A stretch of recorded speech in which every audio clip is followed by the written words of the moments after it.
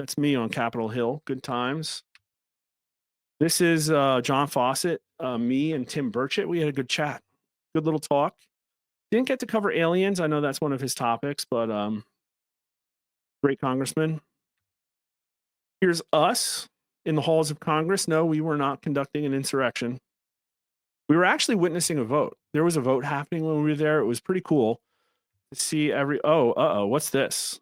This is me at the Capitol Grill. Who's that in the back? That's John Ratcliffe. It was weird. We couldn't talk about the CIA anymore. We were laughing about the CIA. And Kash Patel showed up too. Some of the people from the what happened here? Yeah, we stopped by and said hi to Jane. No, we didn't. I jumped out of the car and took a selfie. At Comet Ping Pong Pizza. Here we have Comer. Great discussion. A lot of talk about bourbon. John had a good interview. We did some polling in there. We talked to Nancy Mace too. I don't have a picture. A lot of virtue signaling, a lot of temporary LGBT flags. Look, it's not connected to the wall. This thing only gets trotted out for June, and then it gets thrown in a closet somewhere. Yeah, more pictures. Oh, this is somewhere.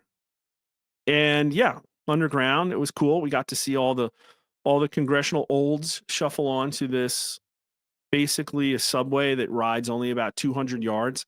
They literally need a subway, some of these people. The largest portion ever of legislators are above 70 years old. I saw Al Green hobbling along, trying to think of another way to impeach Donald Trump.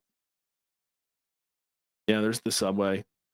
Sat down and had a talk with Jim Jordan.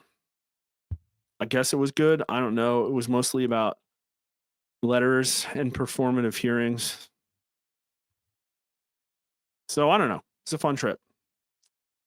I guess I learned some stuff. I would say that the biggest thing I learned is that I talk about DC as some unholy cesspit of evil, a reeking fens of corruption and theft.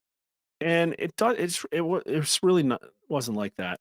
First off, it looks cleaner than it's ever been, in my opinion. It was a nice sunny day. Everybody was happy. And they were just, doing their thing.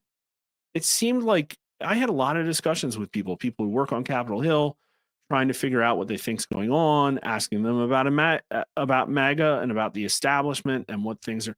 And some of these people wholeheartedly believe that MAGA has taken over the Republican Party. And I'm like, well, I'm sorry to disagree with you. I don't think it has. And there was complete shock there.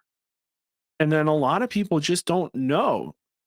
Well, listen, they have it pretty easy. It's great. You go to George Washington, you get your internship on the Hill, you do that for a couple years, you work as a staffer, you move up in the world, and maybe you become a political consultant. Maybe you go over to K Street. It was strange. You had like two groups of people. You had all of these weirdos, like 45 and up, just this strange grab bag of older humans. And it's like, well, those are probably the lobbyists. And they're just walking around, knocking on doors, going into offices, having meetings. And then you had everybody else, which is like 30 and younger, mostly white bros, a lot of young female interns, nice people.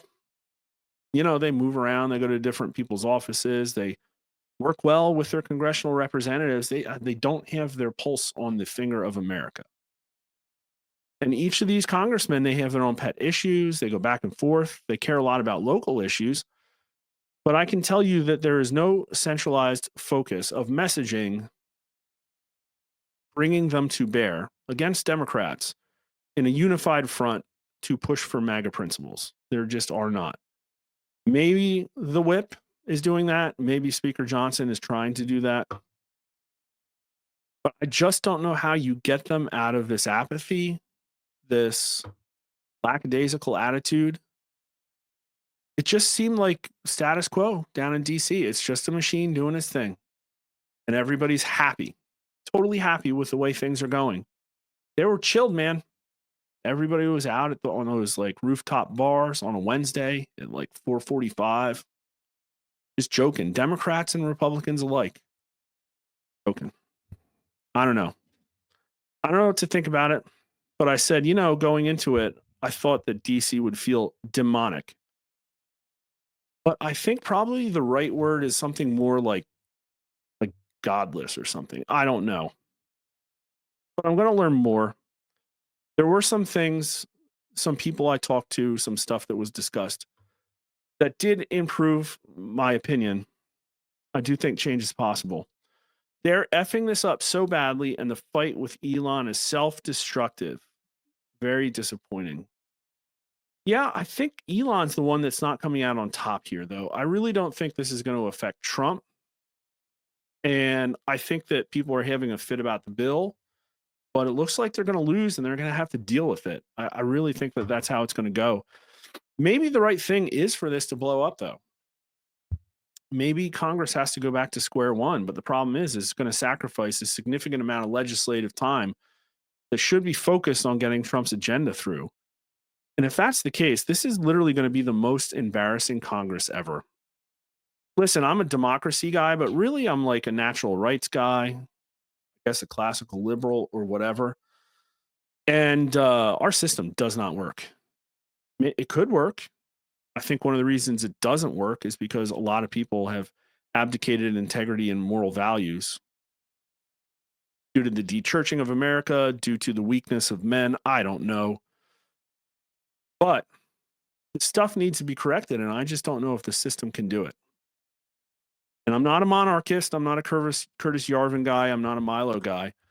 But you have to admit that Rome was somewhat successful being selective and judicious about periods of having a stronger republic versus having more autocratic Caesars. Maybe we should rotate. Maybe we should have 100 years of a democracy and then 10 years of a dictator and go back and forth. You know what I mean? I think these problems could be fixed by a dictator in 3 years. But you never know what you're going to get. That's the problem. But yeah, I mean, it's sad, though, because it's all just screwing over my kids. And you know what? It's because Congress is retarded. Like, this is literally why and what happened. Just here's one example, everybody. One quick example of how messed up this whole system is. It's not about the spending. It's about the promises of future spending. So when was Medicare and Medicaid launched? What, 63? LBJ did it, right? Was it 65, something like that, 65? And I went back and looked, and I said, okay, well, what is Medicare and Medicaid spending as a percent of GDP in 1970? And Grok said 1.2%. You know what it is today? 7.6%. So what is that? More than 5x? The percentage of our GDP spent on Medicare and Medicaid promises we made to people increased 5 to 6x and is crowding out other major portions of our GDP. Imagine if they had just locked it at 1.2%. Guess what the impact on the federal budget would be right now? What are we coming up on, 36 trillion or 37 trillion? I think it's 37 trillion now, right? I had Grok run the math.